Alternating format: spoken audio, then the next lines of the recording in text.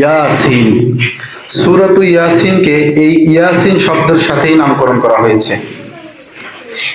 ইয়াসিনকে বলা হয় কোরআনুল কারীমের কলব।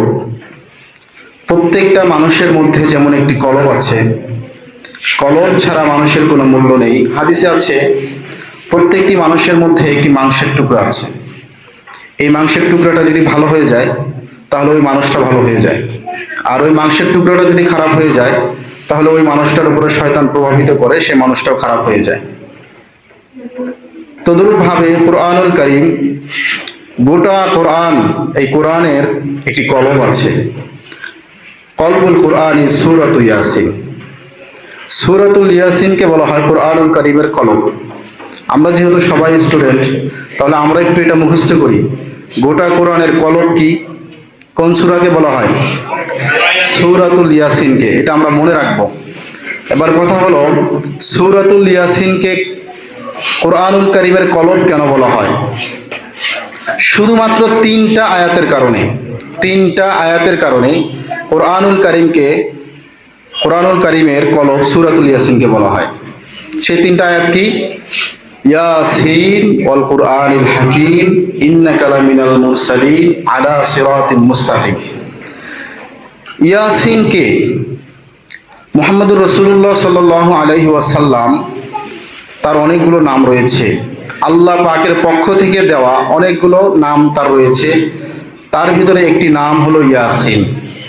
যখন আমাদের ঘরে কোনো বাচ্চা জন্মগ্রহণ করে, দেখা যায় মা একটা নাম রাখে, বাবা একটা নাম রাখে, দাদা একটা নাম রাখে, এরকম রাখে না?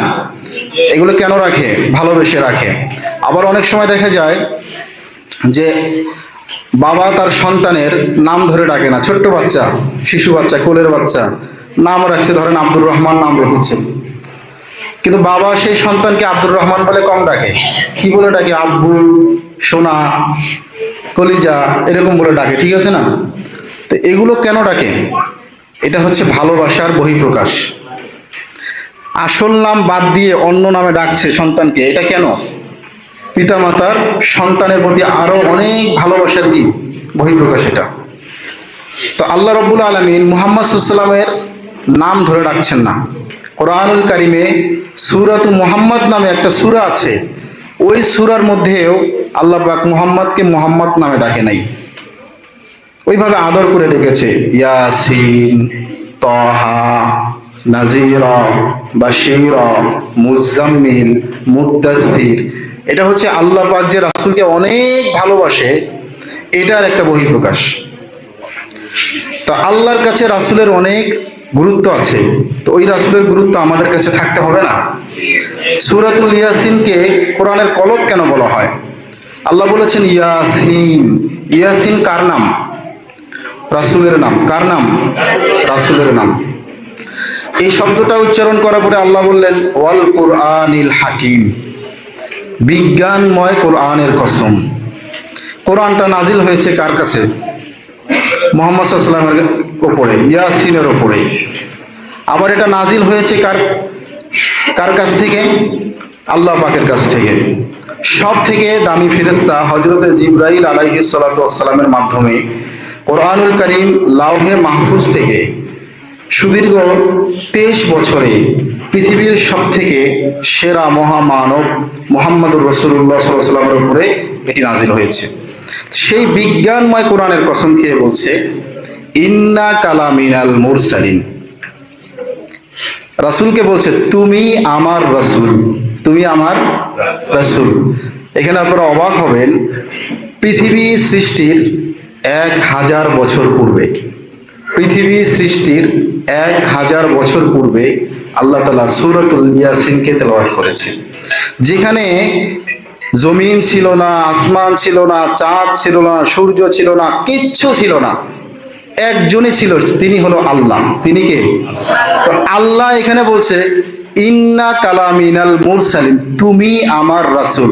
আচ্ছা, এখন হচ্ছে তুমি, তারা, আমি, এখানে একটা পার্থক্য আছে। সে আমার রাসূল, সে বলা হয় কাকে? আরবিতে যারা অনুপস্থিত থাকে তাকেই তো সে বলা হয়। তুমি বলা হয় কাকে? উপস্থিত মানুষকে। উপস্থিত মানুষকে কখনো সে বলা যায়? তো আল্লাহ তাআলা পৃথিবীর সৃষ্টির 1000 বছর আগে সূরা ইয়াসিন তেলাওয়াত করে সেখানে বলতেছে তুমি আমার রাসূল। এটা বলে নাই যে সে আসবে, সে আমার রাসূল হবে। তার মানে ওখানে রাসূলের সাথে, রূহের সাথে হলো আল্লাহ কথা বলেছে তুমি আমার রাসূল। সুবহানাল্লাহ বলা যাবে না? সুবহানাল্লাহ। এরপরে কি বলছে দেখেন, আলা সিরাতিম মুস্তাকিম। তুমি কিসের উপর রয়েছো? সিরাতে মুস্তাকিম, সঠিক পথের উপরে রয়েছো। সুবহানাল্লাহ। বিজ্ঞানময় কোরআনের কসম খেয়ে আল্লাহ পাক কি বুঝালেন? কোরআনটা নাজিল করেছেন ইয়াসিনের উপরে। আমরা সবাই ছাত্র, আমরা কেউ আর্টস, কেউ সায়েন্স নিয়ে লেখাপড়া করি। আমাদের চরিত্র গঠন করতে গিয়ে, আমাদের মেধাকে আরো শক্তিশালী করতে গিয়ে বিজ্ঞানের জ্ঞান দরকার আছে না নাই? আছে। তো বিজ্ঞানের জ্ঞান কোরআনে আছে না নাই? না থাকলে কি আল্লাহ পাক এমনিই বললো বিজ্ঞানময় কোরআনের কসম? আমি এখনো লেখাপড়া করি ইসলামিক স্টাডিজ এবং এই কোরআনটাকে নিয়ে। তো এখানে প্রায় আমি দেখতে পেয়েছি যে 6000-এর উপরে আয়াত আছে, তার ভিতরে 1500 আয়াত শুধু বিজ্ঞান সম্পর্কে আছে। সুবহানাল্লাহ। তাহলে আমরা ছাত্রদের জন্য এই কোরআন অনুসরণীয়, অনুকরণীয়, ঠিক আছে কিনা? বিজ্ঞানময়, যেমন বিজ্ঞানময় কোরআনের কথা বলেছে সম্ভবত 1927 অথবা 1929 সালে এই পৃথিবী সৃষ্টির রহস্য বিজ্ঞান বলেছে। যে থিওরির আলোকে প্রকাশ করেছে বিগ ব্যাং থিওরি, সম্ভবত মনে নেই আমার, অনেকদিন আগে পড়েছিলাম। তো বিগ ব্যাং থিওরির আলোকে এই পৃথিবী সৃষ্টির রহস্য তুলে ধরেছে যে এই পৃথিবী, আসমান, জমিন, চাঁদ, সূর্য সব কিছু এভাবে পুঞ্জীভূত অবস্থা ছিল, একত্র ছিল। বিজ্ঞান গবেষণা করে বলেছে যে এই পৃথিবীর সব কিছু একত্রিত অবস্থা ছিল। এরপরে আল্লাহ পাক এক মহা বিস্ফোরণ ঘটালেন। এক মহা বিস্ফোরণে এই পৃথিবীর সব কিছু সেপারেট হয়ে গেল, আলাদা আলাদা হয়ে গেল। জমিনের জায়গায় জমিন, আসমানের জায়গায় আসমান, চন্দ্রের জায়গায় চন্দ্র। এখন কথা হলো, বিজ্ঞান এই কথাটা বলেছে 1927 কিংবা 1929 সালে, আর আল্লাহ পাক কোরআনে বলেছেন 1500 বছর পূর্বে। তাহলে এই কোরআন বিজ্ঞানময় কোরআন। আমরা যদি বিজ্ঞানের জ্ঞানে জ্ঞানান্বিত হতে চাই, কোরআনকে সবার আগে ফলো করতে হবে। আর কোরআন ভাই নাজিল হয়েছে কার উপরে? ইয়াসিনের উপরে। কার উপরে? ইয়াসিনের উপরে। বিজ্ঞান বলে, লম্বা হচ্ছে নাকি? না, 2-3 মিনিট ইনশাল্লাহ। বিজ্ঞান বলে যে আসমানের উপরিভাগে অনেকগুলো স্তর আছে। এই স্তরগুলো পৃথিবীর জমিনে উল্কাপিণ্ড আসতে বাধা দেয়। যদি এই স্তরগুলো না থাকতো, উল্কাপিণ্ড এগুলো এসে জমিনকে ধ্বংস করে ফেলতো। এটা বিজ্ঞান বলেছে কিছুদিন আগে।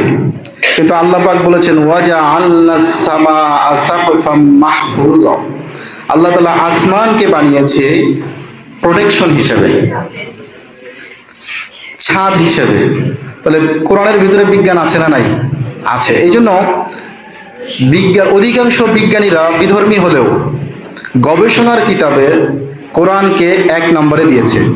এই জন্য আমরা কোরআনকে শুধুমাত্র ঝাড়ফুঁকের কিতাব না, তাবিজের কিতাব না, পানি পড়ার কিতাব না, এটা বিজ্ঞানেরও কিতাব। এটা আমাদেরকে অনুধাবন করতে হবে, বুঝতে হবে। আর এটা বোঝার জন্য রাসূলকে অনুসরণ করতে হবে। কারণ কোরআন নাজিল হয়েছে রাসূলের উপরে। হযরতে আয়েশা রাদিয়াল্লাহু তাআলা আনহাকে জিজ্ঞেস করা হয়েছিল যে আম্মাজান আয়েশা, রাসূলের চরিত্র কেমন? আয়েশা রাদিয়াল্লাহু তাআলা আনহা উত্তর দিয়েছিলেন কানা খুলুকুল আযীম। কোরআন যেমন, রাসূলের চরিত্রই তেমন। একটাবারও ভেবে দেখেছেন আল্লাহ পাক রাসূলুল্লাহ সাল্লাল্লাহু আলাইহি ওয়াসাল্লামকে এত গুরুত্ব দিয়েছেন যে কোরআন যেভাবে সংরক্ষিত করেছেন, আল্লাহ ঘোষণা করেছেন যে কোরআন নাজিল করেছি আমি, কোরআন হেফাজত করব আমি। আর কোরআনের চরিত্রই যেহেতু রাসূলের চরিত্র হয়, কোরআন যেমন কোনো দিন পরিবর্তন হবে না, রাসূলের বায়োগ্রাফি যা কিছু আছে এগুলো কিয়ামত পর্যন্ত পরিবর্তন হবে না। এটা সবার জন্য অনুসরণীয়, অনুকরণীয় হয়ে থাকবে। এই জন্য রাসূলের জীবনকে আমরা অনুসরণ করব, এর ভিতরে কোনো ভেজাল নাই। আল্লাহ রাসূল সাল্লাল্লাহু আলাইহি ওয়াসাল্লাম আল্লাহকে বলেছিল, আল্লাহ আমাকে আপনি কি দিলেন? আপনি তো মূসাকে কালিমুল্লাহ উপাধি দিয়েছেন, ইব্রাহিমকে খলিলুল্লাহ উপাধি দিয়েছেন, আমাকে কি দিলেন? তখন মুহাম্মদ সাল্লাল্লাহু আলাইহি ওয়াসাল্লামকে উত্তর দিয়েছিলেন, তোমাকে যা দিয়েছি কোনো নবীকেও তা দেয়নি। মূসা আলাইহিস সালাম নবী হয়েছে, দুনিয়া থেকে চলে গিয়েছে, নবুয়ত শেষ।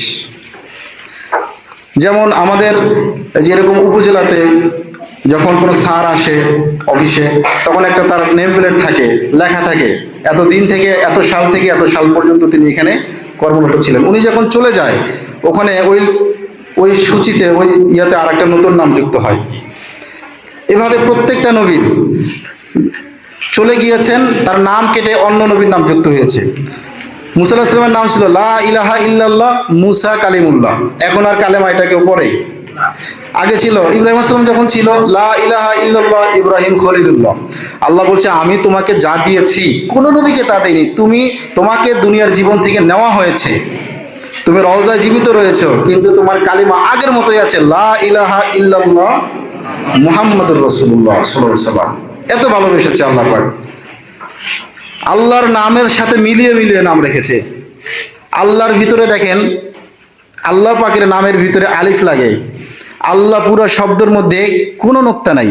ওলামায়ে কেরাম বলে যে সকল আরবি হরফের ভিতরে নোক্তা রয়েছে, এই সকল আরবি হরফগুলোকে একটু দুর্বল বলা হয়েছে, কারণ ও নোক্তার মুহতাজ।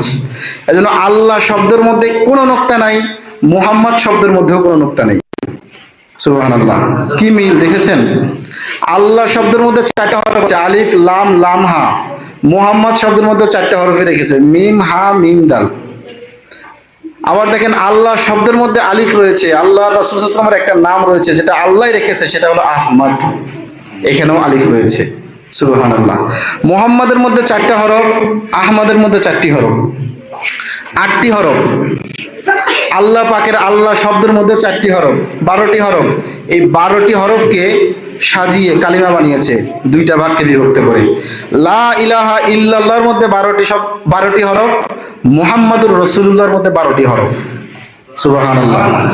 এই জন্য আল্লাহ বলছে আমি তোমাকে যা দিয়েছি পৃথিবীর কাউকে তা দেইনি। এই জন্য আল্লাহ পাক বলেছে ইয়াসিন ওয়াল কুরআনিল হাকিম, বিজ্ঞানময় কোরআনের কসম, আপনি আমার রাসূল, আপনাকে যে ফলো করবে সেই সফল কাম, ফাকাদ ফাজ, সেই সফল কাম। কারণ একদিকে বলেছে আলা সিরাতিম মুস্তাকিম, আপনি সিরাতে মুস্তাকিমের উপরে আছেন, অন্যদিকে সূরাতুল ফাতিহার মধ্যে বলেছে ইহদিনাস সিরাতাল মুস্তাকিম, আমরা বলি রব আমাদেরকে মুস্তাকিমের পথে চালাও। মুস্তাকিমের পথে কে ছিল? আল্লাহর নবী। নবীকে ছাড়া অন্য কাউকে ফলো করার কোনো অপশন নাই। এজন্য আমরা ছাত্র ভাইরা বিজ্ঞানময় কোরআনকে নিয়ে গবেষণা করব। শুধুমাত্র তাবিজের কিতাব, ঝাড়ফুঁকের কিতাব হিসেবে এটাকে দেওয়া হয় নাই, এর ভিতরে বিজ্ঞানের তথ্যও দেওয়া হয়েছে। আমরা এটাকে মানব, গবেষণা করব, এটাকে পড়ব। এরপর রাসূল সাল্লাল্লাহু আলাইহি ওয়াসাল্লামের জীবনের শুরু থেকে শেষ পর্যন্ত যা কিছু আছে এগুলোকে আমরা পড়ে পড়ে মানার চেষ্টা করবো ইনশাআল্লাহ।